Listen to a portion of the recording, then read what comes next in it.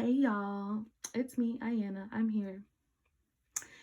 It came across my attention that perhaps some of you may not know what a nuchal cord is. I mentioned it in my stories, and maybe some of you do, but I wanted to get into a little bit of detail so you all have some understanding. So nuchal, that word alone means neck or refers to the neck. So when we say a nuchal cord, we are referring to like the cord around the neck or something in relation to the neck. Now, during a birth, this is what I'm talking about. The umbilical cord can be anywhere, and we don't routinely, just an FYI, we don't routinely scan for where the cord is. If we see it, sometimes we can note it, but that may change over the course of hours to days or what have you, depending on how active your baby is or different complications. So it's not something we routinely screen for because there's a myriad of protective measures that help so that the baby can still do well during birth as well as pregnancy. But having the cord around the neck sometimes can contribute to some difficulties, including growth restrictions.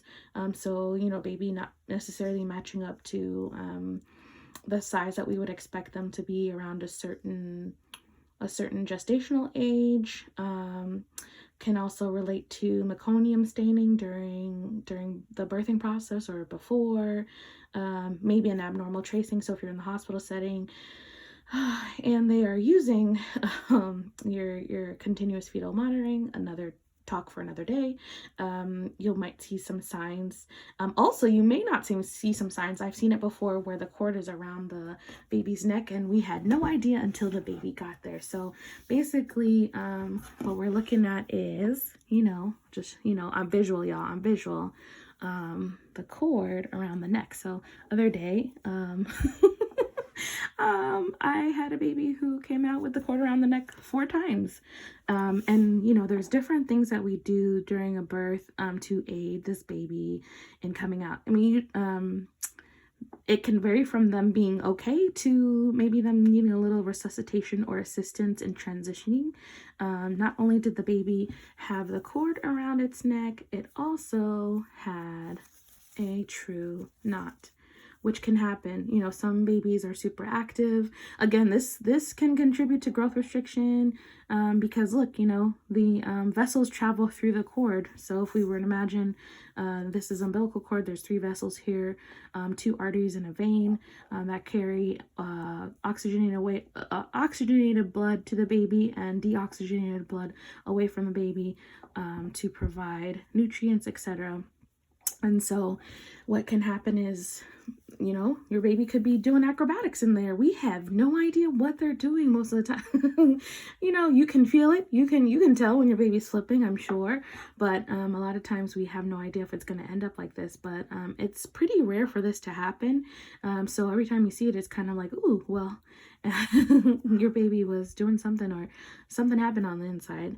The incidence of, from what I've gathered, the incidence of a nuchal or a cord around the neck is with just 1 loop, so not the 4 that I have here, is about 21%. 2 loops, that happening is usually 2.5% of the births, and then 3 loops is 0.2. So the fact that 0.2%. So the fact that at this birth there was a cord around the neck 4 times is probably most likely less than 0.2%, and like I said, very rare. So sometimes the cord can be quite tight, which can create problems, and then sometimes the cord can be loose. In this case, the cord was loose as the baby was coming out.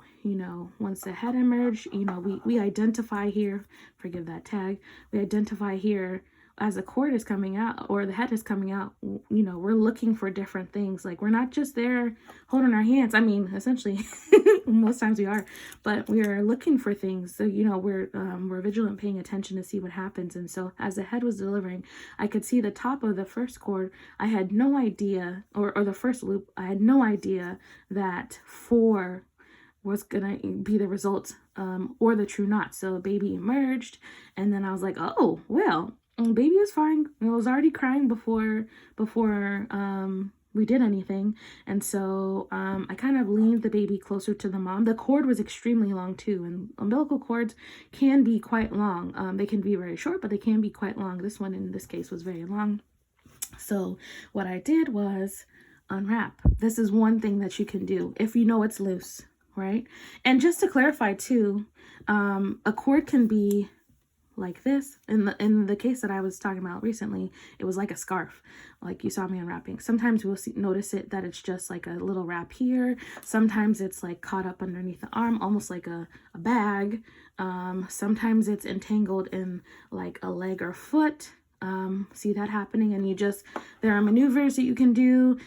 If there is a tight cord and we notice difficulties, there is that possibility to clamp at what we call the perineum, or that the base of the vagina, outside of the, not the vagina, vulva. We can clamp it and then cut the cord if needed. Ideally, we want to do delay cord clamping in the cases that are applicable, but if there's an emergency or some reason, we would consider perhaps clamping the cord. But there's maneuvers. You can reduce the cord, you can kind of turn the baby or help the baby move a certain way to get that cord undone, and hopefully have that cord unwrap itself, or help out with unwrapping it. So like in this case, like I said, sometimes we can actually bring the baby through the cord. That's a reduction. So there's that too. So pretty interesting stuff. And then just for the true knot, where did it go? The true knot that we were talking about, my pretend true knot here.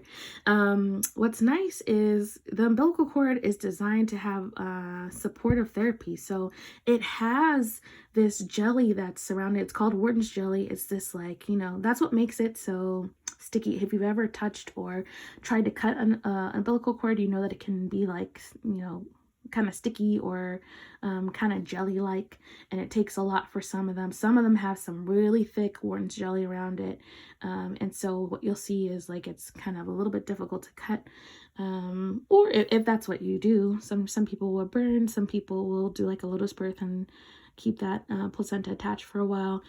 So the Wharton's jelly is protective, which is another thing to consider for a baby's growth and development. They're in water, they need that oxygen and blood supply, nutrient supply, and so that cord has to be really protective, because this kiddo is going to do all kinds of things, and with that jelly it protects the vessels from completely being occluded. So anyways, I hope that was helpful. I'm trying to make this less than 10 minutes. This is just something that we see from time to time during a birth, and not always life-threatening. There is a correlation to perhaps sometimes a demise or a loss because of this, but it's not necessarily always indicative of a loss. So just an FYI, hope this helps. And now you know a little bit more about nuchal cords, or cord around the neck.